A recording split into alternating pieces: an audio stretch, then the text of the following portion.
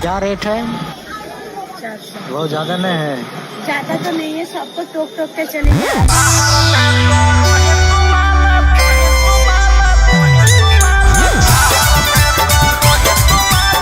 Mixed by Ankit Ahir.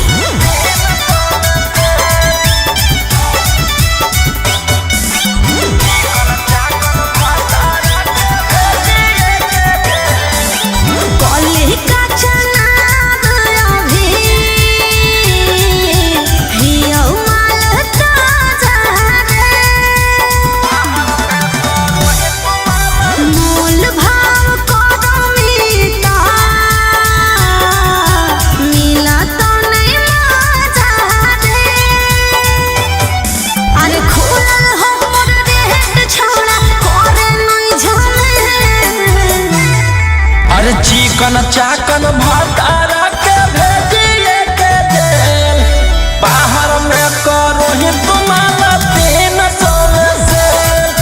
चिकन चाकन पियारा के भेजिए के जेल, बाहर में करो ही तुम्हारा 200 से।